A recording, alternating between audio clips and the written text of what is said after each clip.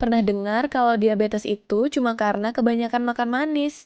Faktanya, diabetes jauh lebih kompleks dari sekadar gula berlebih. Yuk, kita bahas secara ilmiah. Apa sebenarnya yang terjadi pada tubuh saat diabetes? Diabetes mellitus adalah kelompok penyakit metabolik yang ditandai dengan hiperglikemia kronis, yaitu tingginya kadar glukosa darah akibat gangguan sekresi insulin, kerja insulin, atau kombinasi keduanya. Secara normal, setelah kita mengonsumsi karbohidrat, glukosa masuk ke dalam darah. Pankreas, melalui sel beta, mengeluarkan hormon insulin.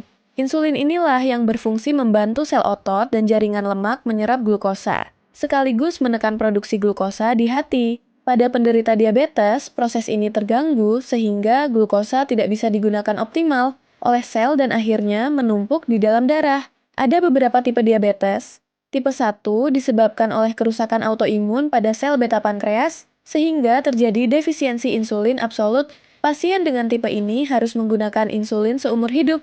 Tipe 2 merupakan tipe yang paling sering ditemui. Terjadi akibat resistensi insulin disertai gangguan sekresi insulin relatif. Faktor risikonya antara lain obesitas, gaya hidup sedentari, dan faktor genetik. Diabetes gestasional, yaitu intoleransi glukosa yang muncul pertama kali saat kehamilan akibat perubahan hormonal.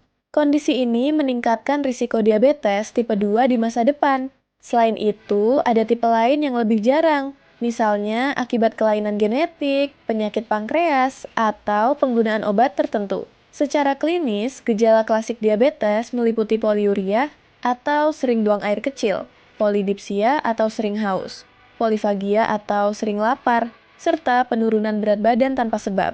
Gejala tambahan dapat berupa mudah lelah, luka sulit sembuh, dan infeksi berulang. Diagnosis ditegakkan dengan pemeriksaan laboratorium. Menurut kriteria ADA, diabetes dikatakan ada bila glukosa darah puasa lebih besar sama dengan 126 mg per desiliter, atau glukosa plasma 2 jam post-TTGO lebih besar sama dengan 200 mg per desiliter, atau HbA1c lebih besar sama dengan 6,5%, atau glukosa plasma sewaktu lebih besar sama dengan 200 mg per desiliter disertai gejala klasik. Jika tidak dikendalikan, diabetes bisa menimbulkan komplikasi serius.